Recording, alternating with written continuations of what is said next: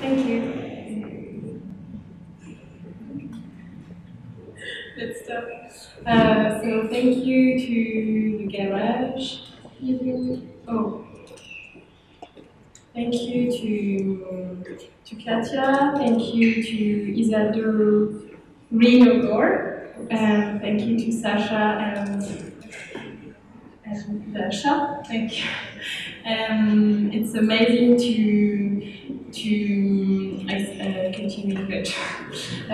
de pouvoir parler, réfléchir ensemble sur la critique de danse, parce qu'on a peu l'occasion de pouvoir le faire.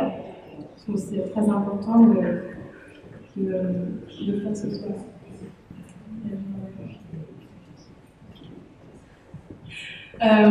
Donc nous allons parler, Anya et moi, ce soir, intitulé Towards Original Dance. Donc on va expliquer, travailler des liens entre la théorie et la pratique, entre la théorie critique, la critique de danse et les pratiques chorégraphiques de danse. Et pour commencer, je vais parler dire quelques notions, définir sur qu'est-ce que la critique. Et puis je vais illustrer avec les liens entre théorie et pratique avec 6 exemples, 6 chorégraphes, et parler de la pratique de 6 chorégraphes et le lien que j'ai pu faire avec la critique. Donc, pour commencer, quelques définitions sur la critique. Je voudrais vous raconter quelque chose qui s'est passé en 2015. J'ai interviewé un critique français qui travaille pour un grand quotidien national français Libération et également pour une radio culturelle, la Radio Nationale France Culture.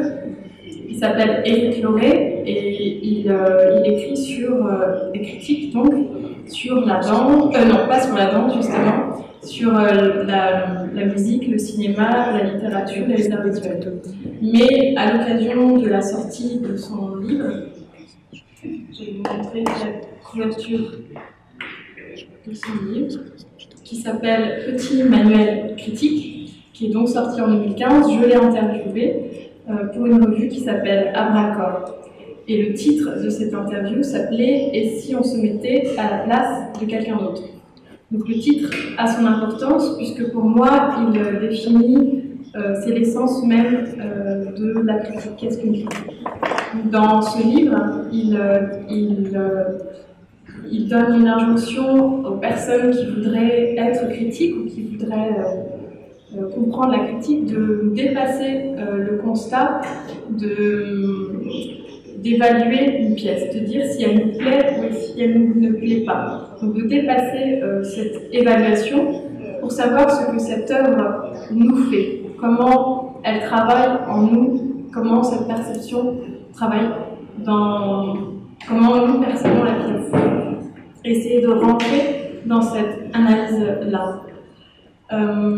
Et donc toujours selon lui, selon Éric Lauré, il développe dans son livre une conception très formaliste de la critique comme étant un commentaire d'une pièce. Et en ce sens, puisque c'est un commentaire, c'est la production d'une forme. Et puisque cette forme il considère que cette forme peut être aussi bien un texte écrit qu'un geste ou qu'une musique. Donc c'est vraiment de comprendre le mot critique comme une réponse formelle à un travail de pièce chorégraphique. Et donc, puisque dans cette approche formelle, il dit également, pour essayer d'avoir la meilleure critique possible, ce serait finalement, si on pousse jusqu'au bout de la réflexion, ça serait une réception performée d'une pièce. Donc la meilleure critique possible serait une autre pièce, une autre œuvre d'art. Donc pour moi, ce que je suis Je défends également avec Eric Loré, je partage cette critique que je dirais relationnelle, c'est-à-dire en relation avec l'objet que l'on critique, et pour évacuer l'idée d'une critique qui serait évaluative. Donc pour moi, pour qu'on soit bien clair entre vous et moi, être critique, c'est pouvoir analyser ce qui se passe en nous lorsque nous regardons une pièce.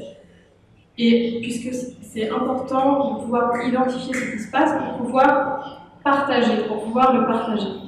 Et si, donc être critique, c'est chercher son goût, chercher sa subjectivité. Et en cherchant cette subjectivité, ça peut m'amener à comprendre le goût de quelqu'un d'autre. Donc à me déplacer, à faire un pas de côté dans ma recherche de qu'est-ce qui me plaît, pourquoi, et qu'est-ce qui me plaît moi, dans la recherche de mon goût esthétique. Et dans cette approche, pour moi, c'est très important de souligner la subjectivité, la recherche du goût, puisque une subjectivité n'est jamais hors contexte. Elle est forcément engagée dans une communauté. Et c'est de cette communauté-là dont on va vous parler avec Ania ce soir. Nous partageons la même communauté de regard, d'esthétique.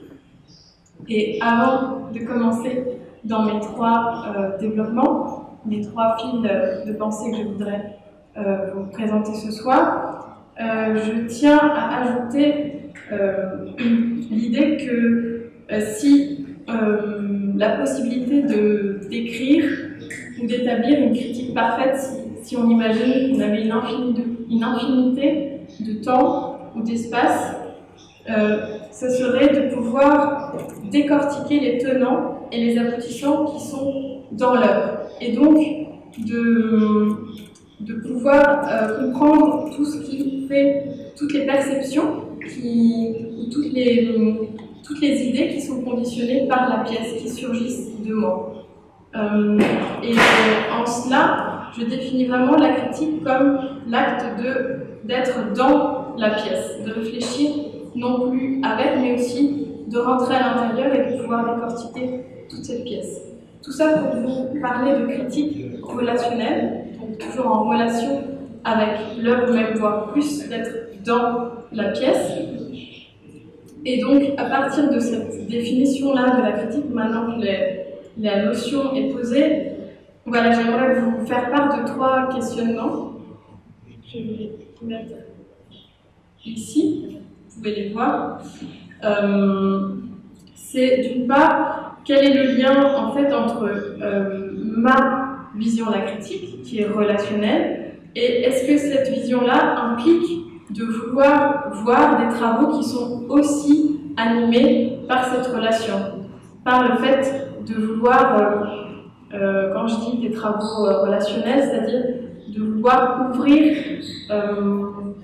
la frontalité avec les spectateurs. Est-ce que c'est cette cause pour cet effet-là, ou est-ce que ce serait l'inverse? Est-ce que ce serait parce que je vois des pièces qui aiment travailler avec la relation avec le spectateur qui me fait penser une critique relationnelle? Donc pour vous parler de ce questionnement-là, je vais parler de deux artistes, Myriam Lefkowitz et Benoît Lachambre. Ensuite, dans le deuxième questionnement, j'aimerais justement illustrer le fait que mettre à jour ou rendre palpable l'idée que soulevait Eric Loré, dont je vous ai parlé tout à l'heure, de dire la meilleure critique possible, ce serait la réception performée d'un spectacle, c'est-à-dire soit une pièce chorégraphique. Donc c'est de ça dont je voudrais vous parler, le lien entre la critique et la pièce chorégraphique. Et pour cela, je vous parlerai de deux artistes, Pauline Le Boulevard et Volmir Cordero. Et ensuite, et enfin, ma dernière question, c'est, parce qu'en France, il faut savoir qu'il y a de plus en plus d'artistes qui se revendiquent chercheurs. Ça va souvent ensemble, et c'est même une revendication. Donc j'aimerais, dans ce troisième point, savoir si le fait de se revendiquer artiste-chercheur, de mettre chercheur, de l'ajouter au mot artiste, est-ce que ça transforme la relation avec le public ou est-ce que ça transforme l'acte critique? Donc posez cette question. Et pour cela, je parlerai de deux chorégraphes, Rémi Héritier et Laurent Pichot. Donc, juste pour résumer en gros ces trois questionnements, c'est vraiment, là je vais parler de travaux qui relèvent de la danse relationnelle, puisque ce qui m'intéresse, c'est de savoir jusqu'où l'acte créateur et jusqu'où l'acte de réception. Et je vais me situer entre. Donc, pour le premier développement, je vais parler des travaux qui ouvrent l'espace chorégraphique au spectateur et qui permet, selon moi, d'être vraiment dedans, dans la pièce. Donc, il s'agit de Myriam Lefkowitz, c'est une artiste française dont vous avez peut-être entendu déjà le nom, puisqu'avec Valentina Desideri et Landon Barcelos, au garage, elle a formé des médiateurs pour l'exposition Confinitieux, qui est encore ici jusqu'au 2 septembre. Son travail est Myriam Lefkowitz et Benoît Lachambre, qui est lui artiste canadien, qui vit à Montréal, qui est souvent tourné en Europe. Donc, concernant le travail de Myriam Lefkowitz, il faut savoir qu'elle est vraiment, elle s'intéresse à des outils et des dispositifs qui travaillent la relation. Et c'est souvent des dispositifs conçus pour une personne. Donc je vais vous parler de deux de ces projets, et plus particulièrement d'un. Le premier, qui est le plus ancien, qui s'appelle Walks, Hands, Eyes, a City, qui sont des balades qu'elle a fait dans plusieurs villes en Europe et même dans le monde entier. Je peux vous citer Venise, Vilnius, Stockholm, Porto, Genève, mais encore beaucoup d'autres. Où en fait il y a un leader et un guidé. Donc le spectateur prend rendez-vous, il arrive, il est reçu par un leader et donc il va se balader les yeux fermés avec. Je vais vous montrer une photo. Voilà. Donc une main derrière le dos et souvent accompagnée main dans la main, et donc la personne qui se retrouve les yeux fermés, c'est l'idée, ce que Myriam cherche, c'est l'idée d'ouvrir les autres sens et de donner un autre sens au voir. Comment on peut voir avec le reste de son corps. Donc c'est vraiment sur l'idée de créer un trouble perceptif ou de réaménager la perception. Et ensuite, le deuxième projet dont je voulais vous parler, c'est, alors il est en français, c'est « Et sait-on jamais ?» Je vais vous montrer le titre. Ah non, j'ai pas mis le titre. « Et sait-on jamais dans une obscurité pareille ?» qui est en fait, elle a extrait son titre, ça vient d'une phrase de l'Innommable de Beckett. Donc tout le dispositif se passe dans le noir. En général, c'est pour une personne à la fois, mais là récemment, elle a ouvert avec plusieurs personnes qui s'installent ensemble dans un espace, toujours dans le noir. Donc vous prenez rendez-vous, vous arrivez dans la salle et vous êtes conduit pour vous allonger sur un matelas, les yeux fermés, dans le noir, donc vous ne voyez rien. Et là, elle reprend l'idée de Lisha Clark. Je ne sais pas si vous connaissez un peu les travaux de Lisha Clark, qui travaillait beaucoup avec les objets sur la thérapie. Donc elle reprend un peu cette idée, mais elle en fait complètement autre chose. C'est l'idée de prendre des objets inanimés et de travailler, qu'elle pose comme ça sur le corps. Mais nous, spectateurs ou visiteurs, nous avons les yeux fermés. Et l'idée, c'est de dépasser, que le contour de la peau et le contour de l'objet se troublent. Donc on ne sait plus, en fait, quelle est la limite de notre corps. Donc pareil, elle travaille autrement, différemment qu'avec les balades, mais sur ce trouble perceptif du sentir. Et elle ouvre les perceptions.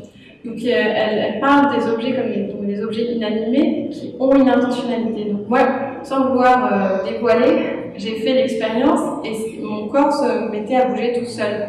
ou en tout cas à avoir une autre manière de bouger. C'est très impressionnant. Et donc voilà pour ce travail-là. Donc c'est vraiment l'idée avec ce travail en tant que spectateur, et je ne sais même pas si c'est le bon mot, spectateur, mais en tout cas d'être complètement dans quelque chose. Voilà. Et par rapport au travail de Benoît Lachambre, donc pareil, je vais vous parler de deux pièces qui sont conçues comme un diptyque, enfin même je crois qu'il pense à un triptyque, mais la troisième pièce n'est pas encore arrivée.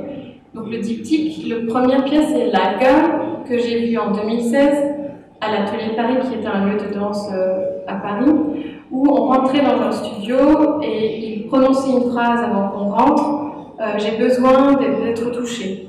Donc le visiteur pouvait toucher son corps, mais on pouvait aussi rentrer et sortir, on était libre de rester longtemps ou pas. Et donc il travaillait avec le fait d'être entouré, d'être avec les spectateurs. Et je vais vous montrer une photo. Voilà, là il est là au milieu en rouge. Et vous pouvez... Donc je l'avais interviewé à propos de ce travail-là. Et il m'avait dit... Voilà, il m'avait dit cette phrase, il me disait, c'est une expérience de micro-communauté, c'est le relationnel qui est le qualitatif, qui fait l'événement artistique et non pas le spectaculaire.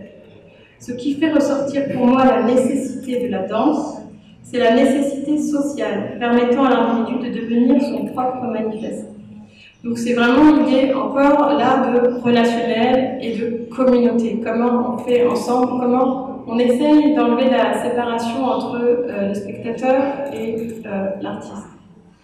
Et donc le deuxième la deuxième pièce de ce diptyque qui s'appelle Fluid Grounds, donc cette fois-ci il a travaillé en collaboration avec Sophie Corriveau. Et donc là, c'était l'idée d'aller encore plus loin. Il a travaillé avec 5 performeurs. Et c'est l'idée que quand le spectateur, le visiteur, d'ailleurs, lui, il n'aime pas tellement qu'on dise le mot spectateur, il préfère le mot visiteur. Quand on rentre dans l'espace, en fait, les performeurs constituent des lignes de scotch au sol et sur les murs avec beaucoup de couleurs différentes. Et en fait, ces traces correspondent au mouvement du visiteur dans l'espace. C'est l'image de la trace de l'action du visiteur. Donc avec cette pièce, le visiteur, pardon, à chaque fois j'ai envie de dire spectateur, le visiteur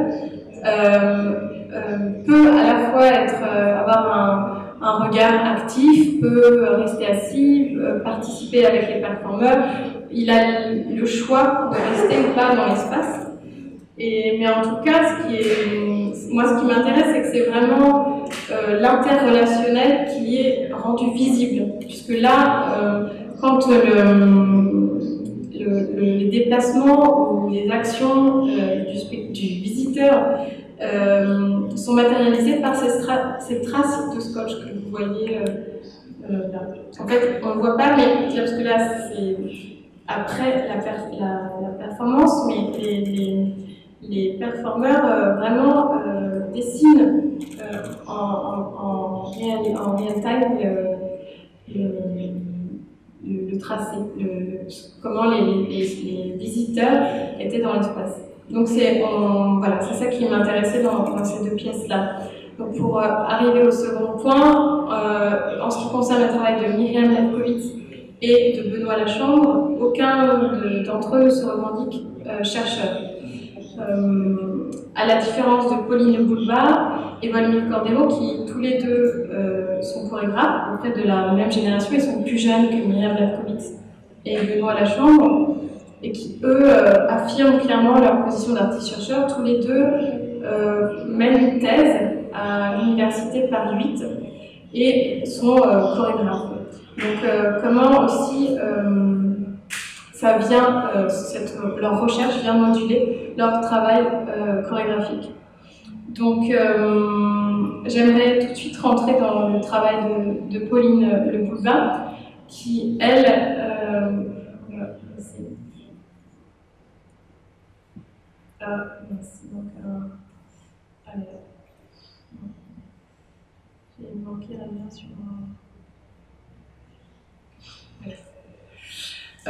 Donc Pauline Le Boulba, clairement, elle est artiste. Elle est d'abord chercheuse. En fait, elle était d'abord critique. Elle a mené des études très universitaires. Et c'est en fait dans sa recherche critique qu'elle a voulu pousser jusqu'au bout, qu'elle a commencé à aller sur le plateau. En fait, elle est allée au plateau dans un second temps. Et sa thèse s'intitule « Performer la critique ». Et c'est ce qu'on elle le fait donc à Paris 8. Et donc, pour elle, c'est vraiment être sur le plateau, c'est une critique.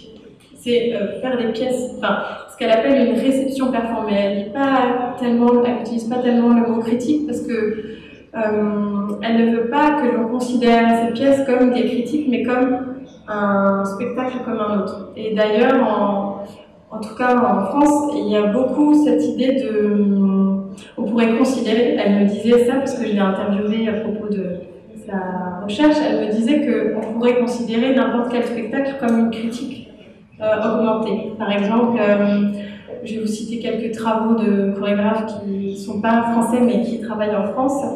Enfin, s'il y a une française. Gaëlle Bourges, donc la française, qui travaille dans sa pièce Le Bain. Elle travaille avec, en relation, enfin sur, elle est chorégraphe, donc c'est une pièce chorégraphique, hein, mais elle travaille en relation avec des tableaux de l'école de Fontainebleau, ou avec le Tintoret, ou avec la tapisserie de la Licorne. Donc voilà, elle travaille sur quelque chose. Ensuite, il y a Ana Rita Teodoro, qui est portugaise et qui, elle, travaille à partir de l'enseignement du Buto, et particulièrement de Yoshiko Ono. Je pourrais aussi citer, on en a parlé tout à l'heure avec Anya, de Paola Pi, qui, elle, travaille à partir d'une chorégraphe, danseuse expressionniste allemande, Doré Oya. Doré Oya. D-O-R-E-H-O-Y-E. Doré Oya. Donc voilà, donc pour Pauline, elle tient vraiment à ce que, même si elle revendique qu'elle fait une réception performer une critique, elle tient au fait qu'elle imagine que elle pose la question, en tout cas pour elle, chaque pièce de danse est une critique augmentée. Donc j'ai interviewé un peu sur comment elle fonctionne, comment elle s'empare des pièces, puisque elle n'a pas fait beaucoup de pièces encore, elle en est à sa troisième, ça s'appelle Langue brisée, et elle a fait numéro 1, numéro 2, numéro 3. Et pour ces langues brisées, elle a travaillé sur d'après une pièce chorégraphique de Jennifer Lacey et d'après une pièce chorégraphique d'Alain Buffard. Voilà, qui sont un peu des références. Alain Buffard est mort il y a peu de temps.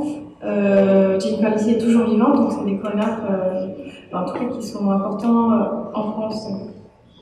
Et donc, elle me disait qu'elle envisageait comme une enquête et même comme un travail presque universitaire pour préparer sa pièce chorégraphique, parce qu'elle est, là vous la voyez, elle est sur scène, la Cételle, donc elle est vraiment danseuse. Mais elle disait, je me demande toujours, donc je la cite, comment je réponds à ce que j'ai vu, qu'elle essaie de faire un agencement à partir d'une enquête sur la pièce chorégraphique qui l'intéresse.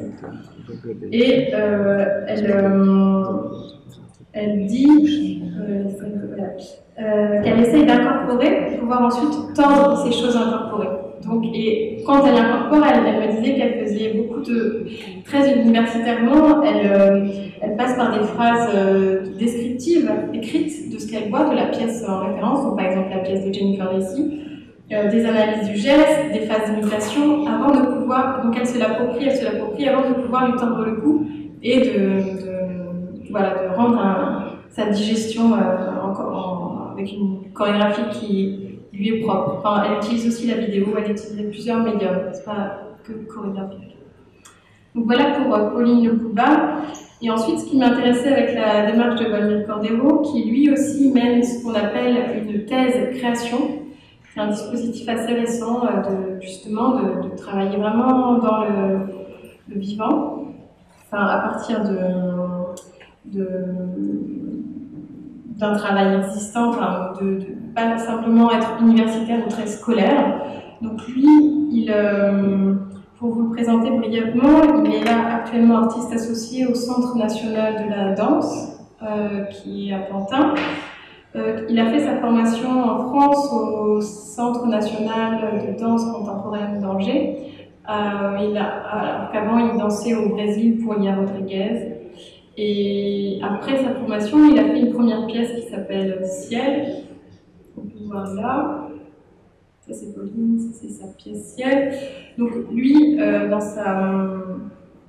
dans son travail, en fait, il analyse son propre travail, il a analysé sa propre pièce, et il analyse d'autres pièces, d'autres chorégraphes, mais il ne met pas directement les deux en relation. En fait, il a un sujet de thèse qui est, j'ai noté, l'apparition de figures de la marginalité dans la danse contemporaine. Donc ce qui l'intéresse, c'est comment la marginalité apparaît dans la danse contemporaine. Donc il a un corpus de pièces de peut-être 6, 7 ou 8 pièces, dont la sienne. Mais si vous voulez, les analyses se font à partir de ce sujet-là. Il ne fait pas de correspondance directement entre les pièces, contrairement à Pauline. Et ces analyses, enfin ces critiques, sont vraiment dans un champ très universitaire. Il écrit. Il ne dit pas que ces pièces sont des pièces critiques. Son action critique se formalise par sa rédaction, par sa thèse elle-même. Donc, mais évidemment, même si ces analyses ne transparaissent pas directement dans son travail, indirectement, elles viennent nourrir sa pratique. Donc, voilà, ce qui m'intéressait avec ces deux-là, c'est que ce travail, c'est le lien entre l'art et la recherche. Mais la relation, en fait, le relationnel ne s'exprime pas directement dans les pièces. C'est-à-dire que tous les deux font des pièces chorégraphiques, mais qui sont en frontal, qui restent frontales face aux spectateurs. Donc leur réflexion entre art et recherche n'a pas d'impact dans le rapport au spectateur. Et c'est là où j'en viens à mon troisième développement, avec mes deux artistes exemples, Rémi Héritier et Laurent Pichot, où eux, donc Rémi Héritier, lui, ne se revendique pas du tout artiste-chercheur. Pour lui, ça lui pose un problème, l'étiquette chercheur. Mais Laurent Pichot, il n'a pas de problème avec cette association des deux termes. Mais en tout cas, ce qui m'intéresse dans ce troisième développement, c'est est-ce que cette qualité de chercheur, qu'est-ce qu'elle vient travailler dans la relation au public, et est-ce qu'elle permet aussi un autre rapport aux autres chorégraphes, aux travaux des autres chorégraphes. Donc pour ce qui concerne le rapport au public, déjà avec Laurent Pichot et Rémi Héritier, il se dégage un système classique financier qui se passe en France de créer une pièce et puis de la tourner dans différents théâtres, d'avoir une production, de trouver des différents financeurs, etc. Ils sont plus dans des démarches de budget qui viennent de bourses ou de résidences de recherche. Et donc, on va le voir plus tard avec les deux exemples, mais ça travaille la relation entre la scène et la salle, puisque ça va pas être les mêmes, ça va pas être dans des théâtres, justement, puisqu'ils n'ont plus l'argent des théâtres. Voilà. Et ensuite, par rapport aux autres chorégraphes, ce qui est intéressant chez Laurent Pichot et je vais peut-être passer oublié. Voilà. Chez Laurent Pichot et Rémi Héritier, c'est justement ils arrivent à avoir des rôles. Laurent Pichot, lui, a une posture de traducteur. Il a traduit avec l'aide de Leslie Perrineau un ouvrage de Déborah Hay, et Rémi Héritier avec son dernier projet qui s'appelle l'usage du terrain, qu'il a mis en place avec l'artiste-chercheuse Léa Bossard. Ce dernier, lui, il est plus dans ce projet, il a plus une posture de curateur. Voilà, donc c'est de ça dont je vais vous parler. Donc, pour commencer par Rémi Héritier. Donc lui, il est chorégraphe, il a fait beaucoup de travaux pour la scène. Et lui, ce qui l'intéresse comme notion, c'est la trace, le rite. Il est intéressé par la notion de fouille archéologique dans des strates temporelles et spatiales d'un contexte. Il est aussi très lié à un contexte. Il aime bien travailler dans un lieu particulier, que ce soit un lieu ouvert en extérieur ou même un lieu fermé. Et donc, donc lui, même s'il refuse, enfin, c'est pas qu'il refuse, mais en tout cas, il n'aime pas qu'on l'appelle chercheur, il est quand même, dans les faits, artiste-chercheur à l'école d'art de Clermont-Ferrand, qui est une ville au centre de la France. Donc lui, avec l'idée de son dernier projet, l'usage du terrain mené avec Léa Bossard, c'était d'inviter 6 artistes, qui ne sont pas tous chorégraphes d'ailleurs. Il y avait un musicien, aussi une écrivaine. Donc d'inviter 6 artistes à investir un stade désaffecté, donc vous pouvez voir la photo là. Ce stade désaffecté se situe à Pantin, qui est une ville très proche de Paris. Et donc le projet a été soutenu par les laboratoires d'Aubervilliers, qui est plutôt un centre d'art, qui n'est pas un théâtre. Et donc pendant 3 mois, il a invité successivement les 6 artistes à investir ce stade. Chacun avait à peu près 3 mois divisé par 6, enfin, voilà, je vous laisse faire le calcul. Ça fait à peu près tant de ce rapport-là à peu près pour chaque artiste. De temps de travail. Et donc, le visiteur, le spectateur, était libre de venir voir pendant les temps. Donc, ouais, je précise. Donc, il y avait 3 mois. Et sur ces 3 mois, 6 artistes invités. Et donc, 6 soirées, où c'était plutôt des rendus de recherche. C'était pas vraiment des spectacles ou des shows. Donc, 6 rendus,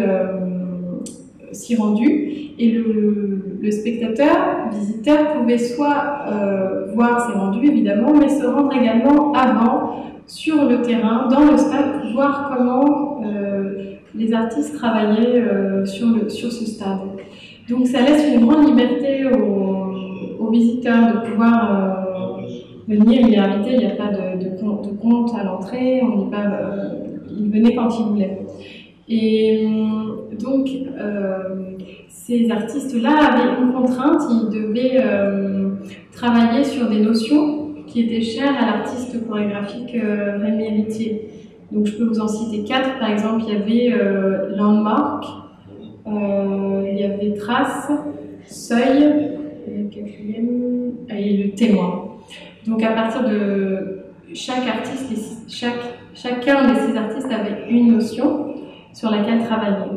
Donc de là à faire un lien avec ce que je vous ai dit avant sur le fait que Pauline Le Goulbach travaille à partir d'un artiste spécifique chorégraphique, là on ne peut pas dire vraiment que les artistes invités par Rémi Héritier travaillaient sur son travail, mais en tout cas il y avait un lien qui était fait. Et ces artistes-là invités pouvaient à leur tour inviter un théoricien qui venait faire qui rendait un témoignage ou un rendu plutôt critique de leur rendu de recherche le soir même.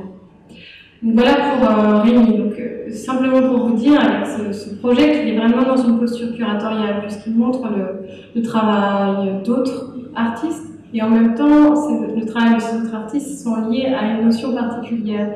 Donc on pourrait dire aussi qu'il y a comme un retour sur son travail. Donc voilà pour Rémi.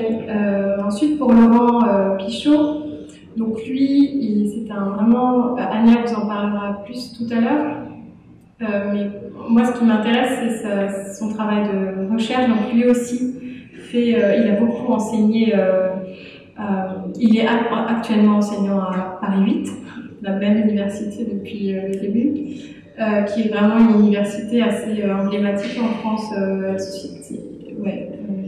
sur la recherche, l'analyse, la réflexion sur la danse contemporaine. Donc sa thèse à lui, et donc il mène une thèse, il enseigne et il mène une thèse à Paris 8. Une thèse aussi, je pense, qui s'appelle thèse, comme je vous le disais tout à l'heure, les thèses création. qui s'appelle Faire de l'in situ dans l'œuvre de Deborah Hay. Deborah Hay, donc cette chorégraphe postmoderne américaine. Et donc, donc, il est enseignant, il mène une thèse et il a dirigé, je ne sais pas s'il a dirigé d'ailleurs, il a dirigé non, il enseignait à Exerce, l'école de danse contemporaine de Montpellier, où Anya l'a rencontré. Donc, lui, sa recherche, il est lié à Deborah Hay, pour laquelle il a été assistant. Il fait des workshops autour du travail de Deborah Hay. Il a donc entrepris, soutenu par la Manufacture, qui est un lieu qui se situe en Suisse, il a entrepris donc cette traduction du livre My Body the Buddhist, qui devient en français Mon corps ce bouddhiste. Donc c'est là, lui, par rapport à l'œuvre de Deborah Hay, il n'est pas comme Pauline Le Boulbin en train de décortiquer l'œuvre ou de vouloir créer un autre agencement, mais plutôt d'être un transmetteur, de donner à connaître le travail de Deborah Hay sans le déformer. Il n'y a pas de volonté de le déformer, mais en tout cas, ce qui le nourrit, c'est ce travail-là. Enfin, en tout cas, il n'y a pas... Parce que par ailleurs, évidemment, ça on parlera des pièces in situ, donc hors plateau. Mais moi, je voulais parler de Laurent Pichot via ce biais-là. Donc voilà pour les trois questions, les fils tirés. Donc c'est pas l'idée d'apporter des réponses, mais en tout cas, je trouvais important d'ouvrir et de au moins poser des questions sur ces trois points-là. Et de vous montrer un peu l'articulation de cette communauté, dont j'ai choisi que 6 personnes, et encore, je ne suis pas sûre que ces 6 personnes se revendiqueraient dans la communauté, mais en tout cas, pour moi, il y a des questions qui se regroupent. Et donc moi, je suis critique, je ne suis pas danseuse ou pas chorégraphe, j'ai fait des études de journalisme, et en fait, j'ai mené des travaux de recherche sur la critique en danse, etc. Mais je me demande quelle est l'utilité, maintenant qu'il y a plein d'artistes, chercheurs qui deviennent aussi critiques, quelle est l'utilité de mon travail? Est-ce que moi, qui ne suis pas chorégraphe, est-ce que mon activité critique a toujours une utilité? Non. Et donc pour conclure ma partie, en fait, voilà, c'était important pour moi de vous montrer l'articulation entre artistes, chercheurs, critiques, chorégraphes, chercheurs, critiques. Comment en fait il y a des correspondances qui se font et qui sont évidentes. Et aujourd'hui, je trouve que de plus en plus, en tout cas en France, c'est très visible que le poids critique, la pensée critique d'un chorégraphe est de plus en plus prégnante. Elle prend de plus en plus d'importance, ce qui n'était pas vrai avant. Et même si aujourd'hui il n'y a pas de chorégraphes qui écrivent dans la presse ou qui vont faire des critiques type journalistique, comme on a l'habitude d'en voir, j'ai encore une pirouette finale. Savoir est-ce que si les chorégraphes écrivaient des critiques, qu'est-ce que ça changerait comme vision de la danse contemporaine? Voilà. J'ai fini.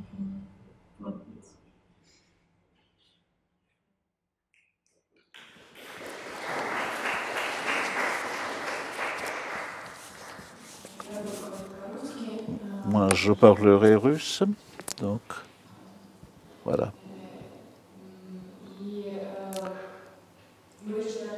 Nous avons décidé d'organiser ce public talk avec des blocs. On n'a pas eu de discussion directe parce qu'il y a quand même des difficultés de traduction. On ne peut pas passer le micro de l'un à l'autre pendant que Charles parlait. Donc, j'ai essayé d'établir une carte que nous allons nous partager avec vous après, quand j'aurai terminé ma partie.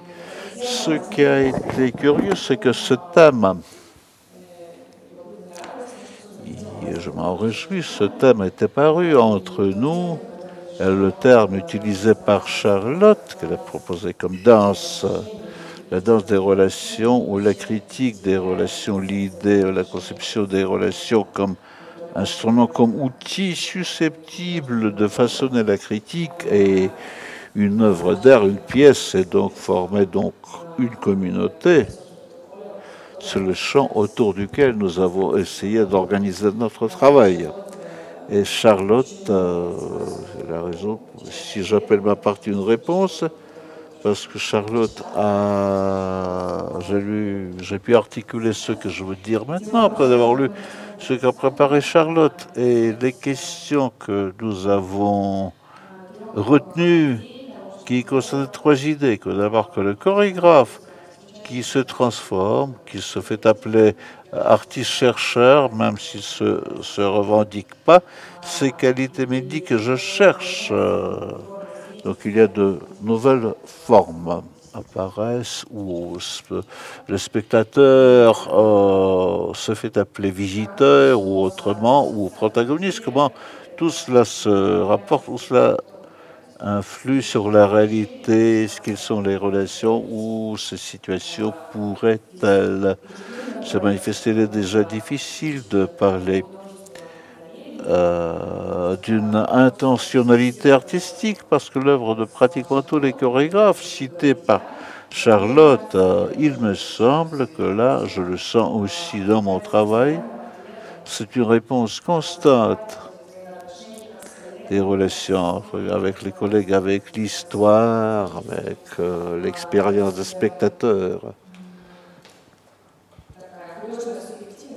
Cette subjectivité artistique devient très complexe. Pourquoi je fais quelque chose? Qu'est-ce qui est une thèse? Quelle est la thèse d'artiste?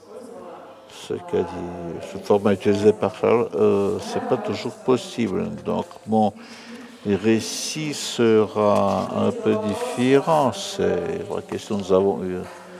Notre idée d'abord de parler anglais, tout de même, finalement chacun est demeuré dans son domaine linguistique.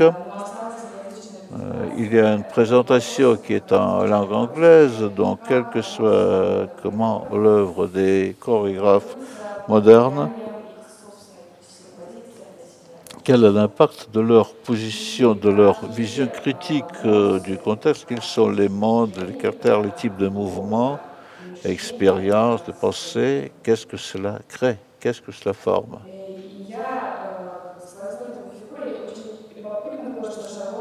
Ce qui était curieux, c'est que Charlotte,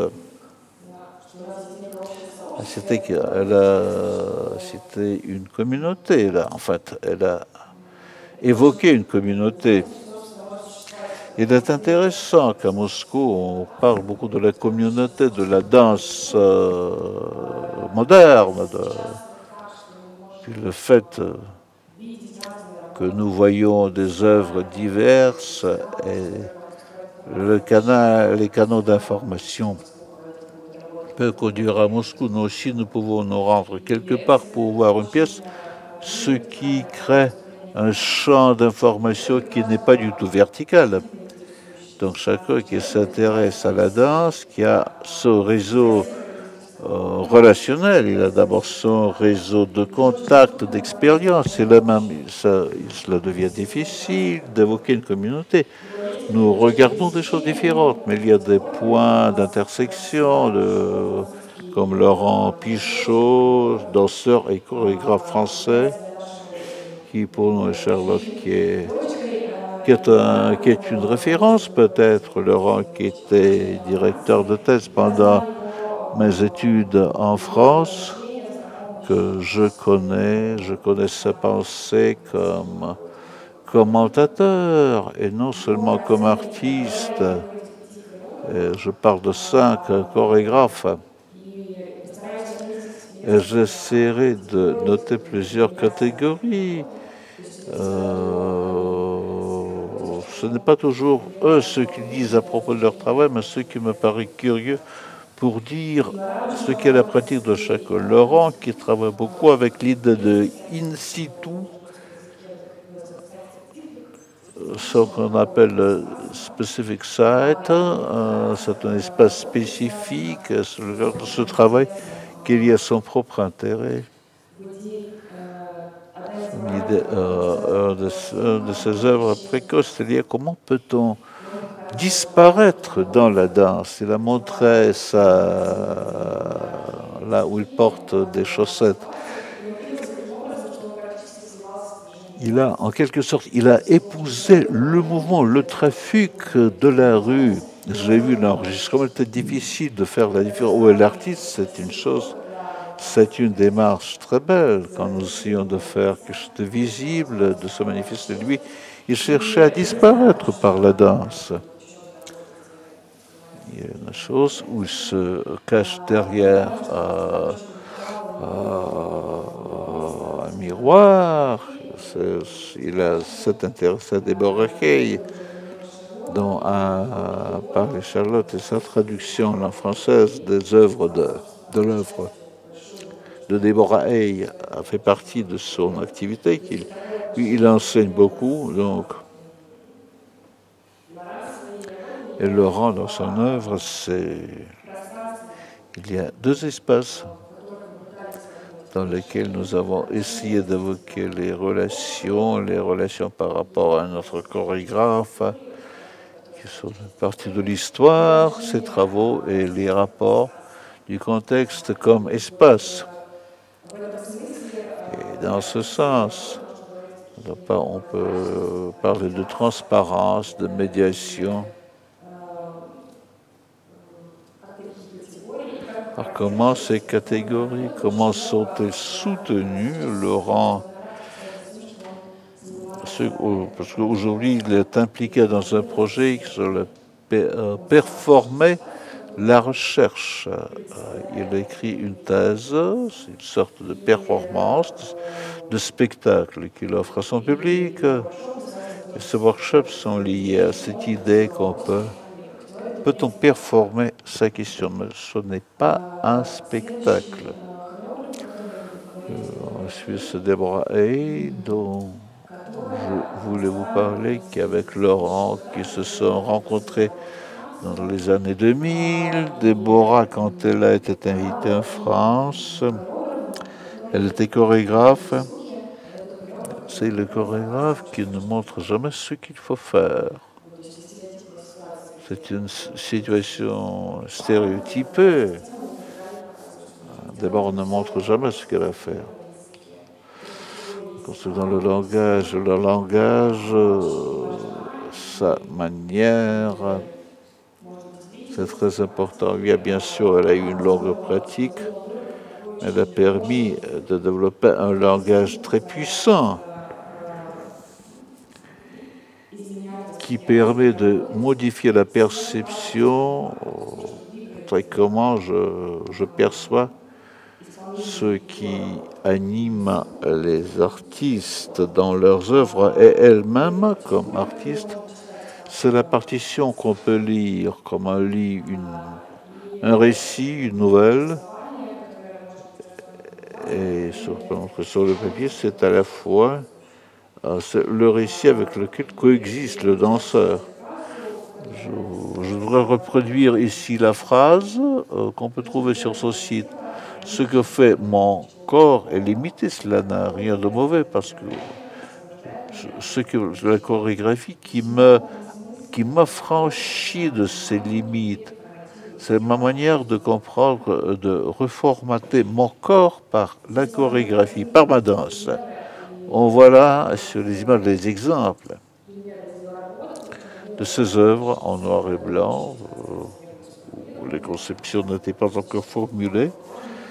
Et il est assez prolifique dans son œuvre, parce que ce que nous voyons sur les images, où il y a deux femmes en noir qui esquissent ce mouvement qui s'appelle Utiliser les cieux.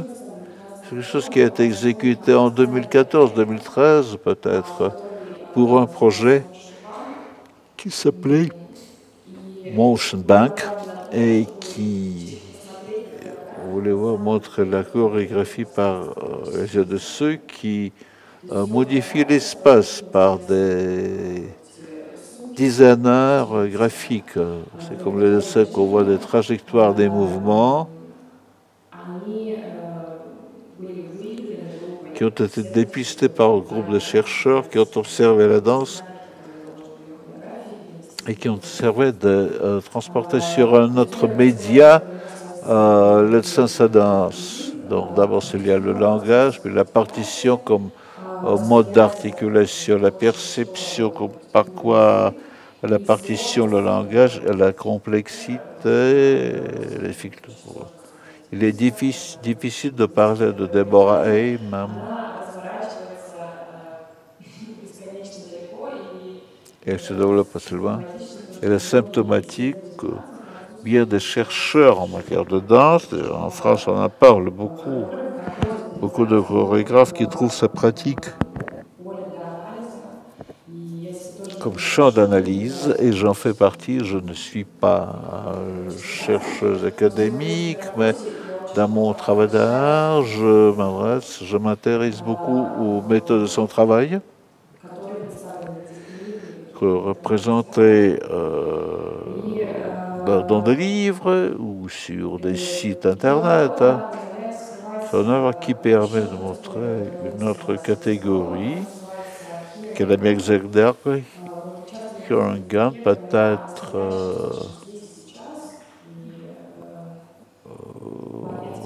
comprendre le poste, il s'est dû à la localisation de soi-même dans un lieu, dans un moment déterminé. Déborah voulait montrer comment ce langage modifie ma perception, mes mouvements, comment cela se trouve en interaction constante. C'est une particularité importante. Ce qu'on peut s'en apercevoir lorsque je les lâche. Thuringen, c'est l'idée, c'est dès que j'essaie de fixer ces relations qui deviennent quelque chose, ces relations qui s'altèrent. Et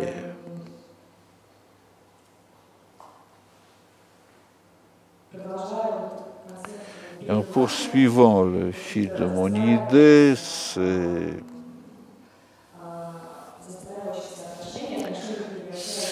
ces relations qui se construisent et se déconstruisent. Je voudrais parler de notre chorégraphe, d'une chorégraphe, c'est Jennifer Lacey, qui appartient à la communauté américaine, européenne, qui enseigne beaucoup au festival, des festivals européens. Elle a longtemps travaillé en France. Son langage dont elle parle, qu'elle utilise, c'est toujours dicté par le contexte français. Et Jennifer, dans son travail, utilise enfin comme le dispositif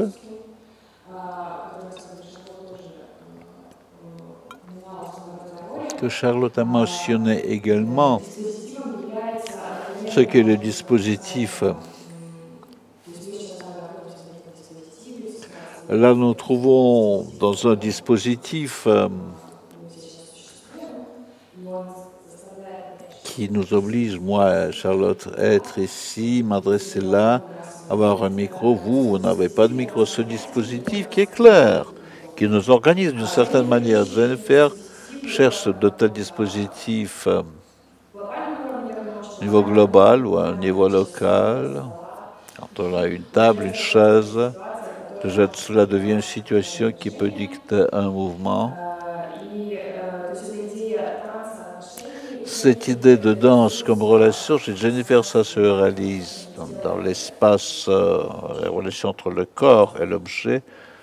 Dans ses œuvres, on retrouve souvent des objets, et comme le corps, il y a certaines conceptions. Il y a dans un des projets qui s'appelle Setup. Je vais aller avec soi les coordonnées. C'est un projet difficile à décrire. Je ne vais pas le décrire, ça prendrait tout le temps, mais l'idée la plus intéressante, c'est qu'ils ont, les auteurs du projet, ils ont fait rapidement certaines pièces qu'ils ont montrées à des spectateurs. Ils demandaient qu'on décrive leur expérience avec le maximum de détails, qu'on montre les mécanismes de la vision du spectateur. C'est que toute l'expérience esthétique n'était pas tellement, mais la manière de ce que la suscité, ce qui s'est établi entre eux et les spectateurs. Autre méthode intéressante, comment ça existe, son workshop qui s'appelle la méthode faible.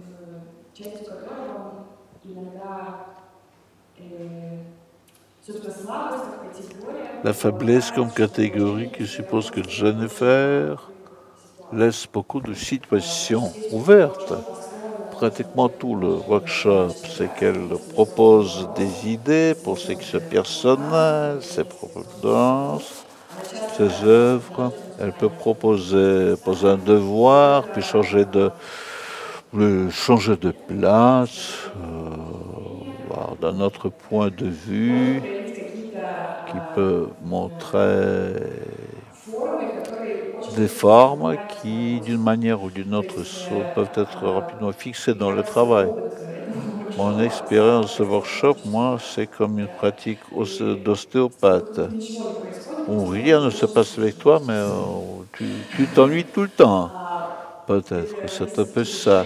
Mais au bout de 6 mois d'ennui, tu commences à comprendre que c'était le hic. J'ai trouvé Jennifer Lacey à un stade où elle a cessé de se montrer, de monter sur le plateau, ou qu'elle en sait surtout, mais son site n'est plus accessible. Il y a 3 ans, on pouvait regarder ses œuvres sur les vidéos, maintenant, non, difficile de trouver. Elle, comme quelqu'un de très sensible au contexte, elle réagit fort, elle évite des situations. Ce n'est pas être happé par cette production industrielle qu'on sent très bien en France. Et la seule chose dont je puisse parler maintenant, c'est l'expérience esthétique que me procurent ces workshops, ces ateliers-là, la main comme ça. C'est l'actionnisme de Vienne où elle était médiateur entre les œuvres des actionnistes de Vienne. Elle convoquait une personne, lui demandait ses problèmes, c'était la même personne, et les spectateurs voyaient comment elle analyse le problème de cet homme avec des cartes qu'elle articulait après avoir regardé les travaux des actionnistes viennois. Elle a trouvé des indices formels pour interpréter le problème de cette personne. Donc c'était une infirmière assez séduisante. Donc c'était une œuvre qui est difficile de dire, c'est à regarder, mais qui vous entraîne. Il y a beaucoup de contextes. Il y a le contexte personnel de la personne interrogée, puis le fait que j'observe un problème personnel de quelqu'un, un diagnostic de quelqu'un, qui est un spectacle, et puis toute l'histoire de l'actionnisme de Vienne. Ensuite, quatrième personnage dont on va parler, c'est Sacha Konikova, chorégraphe de Moscou.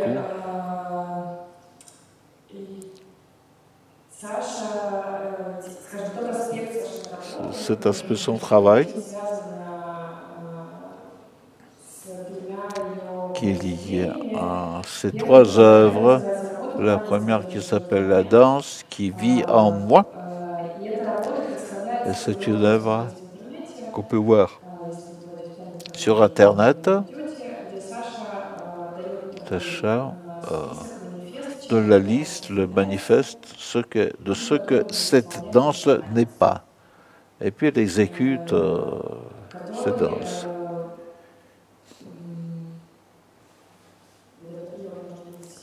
On peut voir cela ici au centre. Si dans l'œuvre de Jennifer, il y a ce vécu corporel, il y a des constructions sociales plus complexes, par l'ironie, par la notion du dispositif, un cadre dans lequel toutes ces forces se réalisent, alors Sacha, c'est plutôt transforme dans une forme très abstraite, expérience corporelle, qu'il propose aux spectateurs par le mécanisme de l'histoire, des images de personnes célèbres, c'est ce que Annika Zonier a mentionné hier en parlant de la critique de la danse, d'une propriété première de ce que l'on voit. Donc il y a quelque chose qui se passe en nous quand nous regardons un corps en mouvement, il y a cette empathie esthétique, comme je travaille souvent avec Sacha Konikova, c'est que cette conviction d'empathie, de danse, qui préside au caractère de son travail tel qu'il se réalise dans son œuvre comme chorégraphe. Sa deuxième œuvre, c'est l'empathie qui se réalise hors du champ visible, le danseur invisible, parce qu'Annika Zonier elle parlait. Mais c'était une critique d'avant-guerre. C'est comme si c'était une conception très, très ancienne, mais comme toujours, c'est toujours nouveau dans le champ de discussion sur la danse. Pour ouvrir cette empathie aux spectateurs, ce dont parlait Charlotte en France,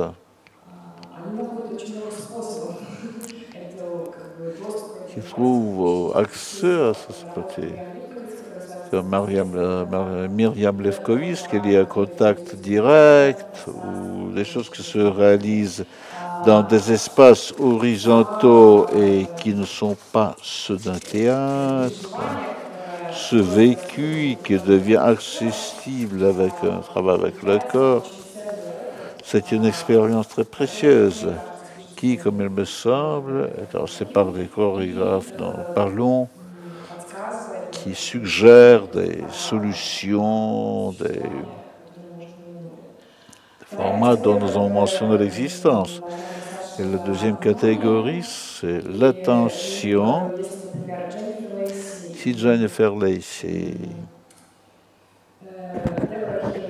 est débarquée qui parle davantage de perception, de l'aspect perceptuel, Sacha, elle parle plutôt de l'attention.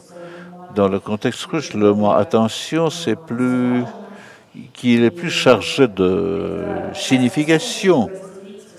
On peut diviser la perception, je regarde quelque part, j'entends ma voix, je peux diriger, axer mon attention ou placer des objets dans le champ de mon attention.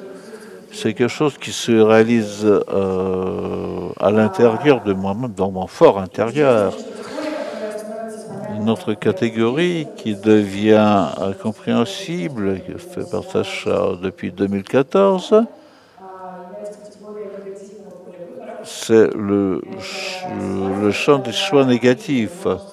Quand je vois beaucoup de relations, quand je deviens capable de choisir, laisser des choix qui n'ont pas été réalisés.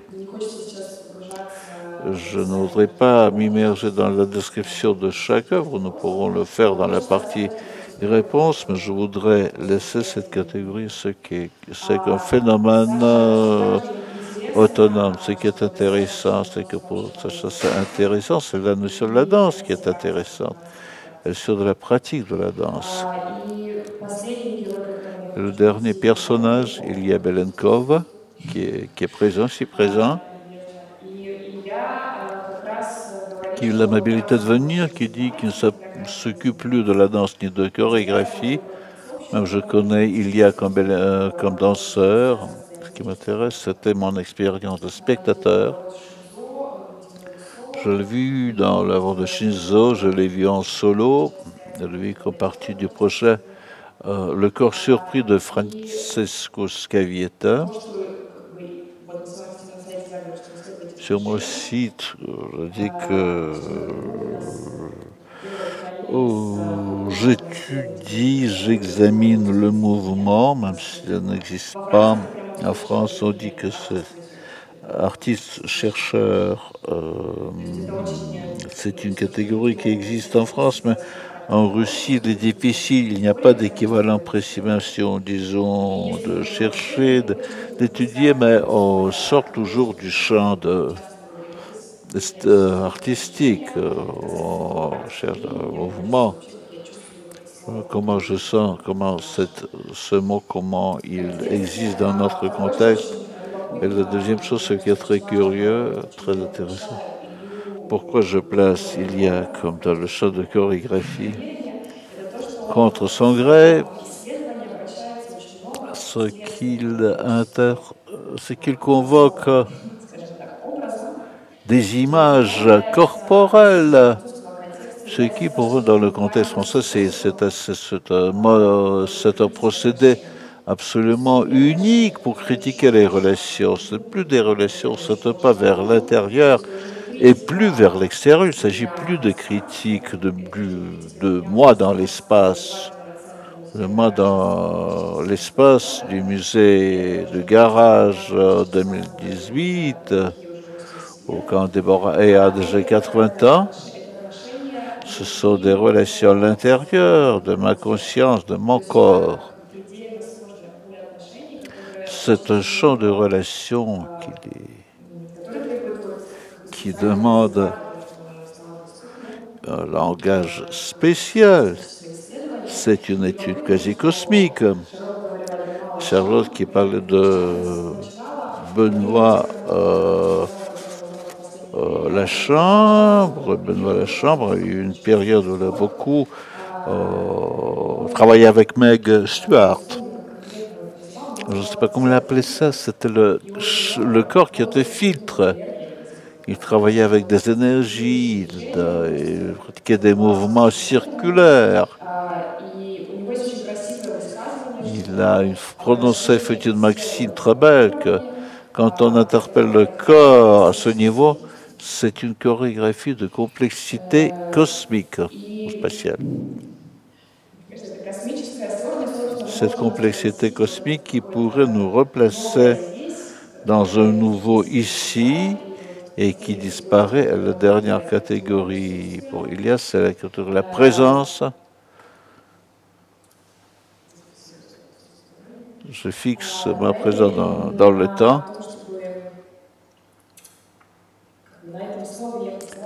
J'essaie de terminer par ce terme, ce mot de présence, et pour partager mon expérience, ma pratique avec Ilia, c'est la vidocinésie qu'ils font chez lui. On passe plusieurs heures. Ilia qui propose, il donne des devoirs, ces groupes qui visent ces devoirs et qui partagent leur expérience, qui discutent. C'est la pratique qui est difficile de décrire au sens éducatif. Pour cette pratique, c'est une expérience esthétique aussi intéressante comme mon expérience esthétique. On voit les œuvres de Jennifer Lacey. Quand je lis la partition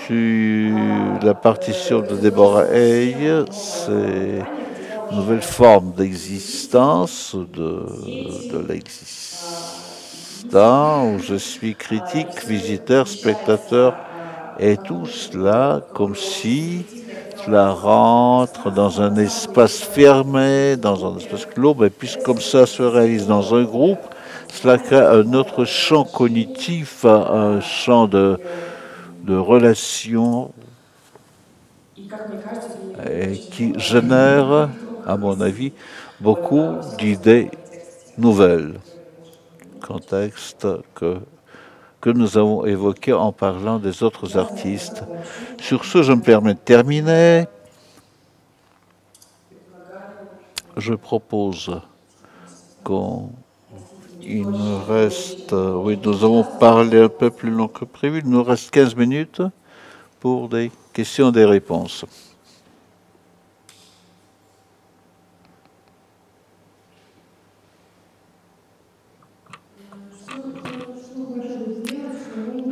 Que pourrait-on faire pour que le mot artiste-chercheur puisse être adopté dans la langue russe, dans la pratique russe? C'est une question à qui on pose cette question? Oui, à moi, bien sûr. C'est pour Anya. Je ne sais pas, je ne suis pas vraiment acquise à ce terme.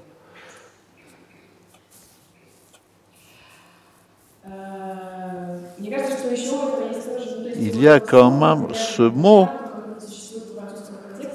cette exception, il y a aussi la connotation négative, parce que l'art qui disparaît, qui se dilue dans la pratique académique, c'est comme s'il y a, on n'est plus tranquille, on n'est plus peinard, on n'est plus forcé de produire quoi que ce soit, mais tu produis d'autres choses parce que l'académie, c'est aussi un espace de production du savoir. L'académie, une université, il y a d'autres pièges à éviter. Moi, je me demande toujours si c'est bien ou non qu'un artiste, un chercheur, que ces mots soient adoptés en Russie, qu'ils deviennent comment, qu'ils figurent dans les accords. Et pour le teneur, si tu peux, l'opposition de l'esthétique et du contenu, cela crée une opposition entre l'esthétique. Quand il y a un conflit, quand nous faisons un travail de labo, nous abandonnons le champ de l'art, comme si le champ de l'art, c'est le champ de l'esthétique. Voilà, c'est cela qui me gêne, que le problème fondamental, qu'on a cette idée de l'art, cette idée de l'art qui est assez étroite.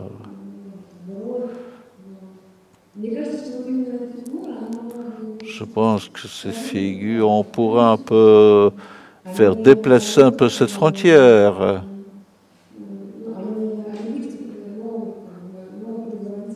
Et ne pas produire, ne pas fabriquer, ne plus fabriquer notre produit.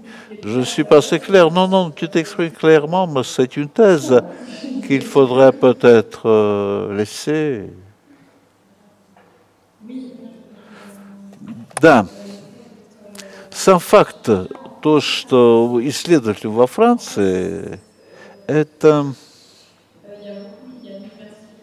Но есть, конечно, университет Париж-8, это он способствовал, и, так сказать, коллективному размышлению, и все эти воркшопы, куда может приходить художник, учиться в Париже 8 месяцев, есть и эквивалентность между художественной практикой и исследовательской практикой уже, по крайней мере, несколько лет установилась. Вот. И мне кажется, что... И, в общем-то, может быть, почувствовать, что если вы хотите продвинуться в вашей работе на какой-то момент, то есть приходится прибегать к исследованию. Но исследование — это не... художник-исследователь, артист-исследователь. Можно и это делать вне университета и заниматься этим. Проводить воркшопы, преподавать, чтобы пытаться найти...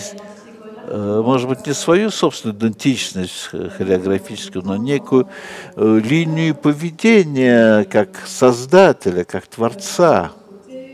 И с другой стороны... Mais à Moscou, il n'y a pas d'université qui permet une recherche sur l'histoire de la danse contemporaine. Plus par...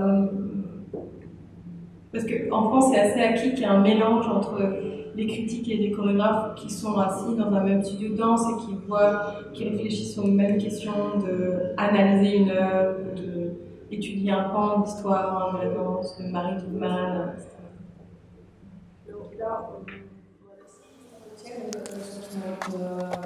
En Russie, il y a ce terme qui, je ne sais pas, il y a la magistrature de Vaganova, un terme, c'est l'artiste danseur qui est la chorégraphie qui a trouvé ce rôle. Et dans ce champ de la danse, que l'artiste de la danse, c'est différent du chorégraphe. Comme je regarde des œuvres faites par les diplômés de ces cours de Vaganova. Mais en France, l'artiste-chercheur, ce n'est pas seulement la problématique de la danse, c'est aussi l'art visuel. L'art visuel, il y a un débat. Depuis 8 ans, peut-être, j'ai vu des livres consacrés, des colloques qui étaient consacrés à ce problème. Chercheur, artiste-chercheur, ça veut dire quoi? Voilà.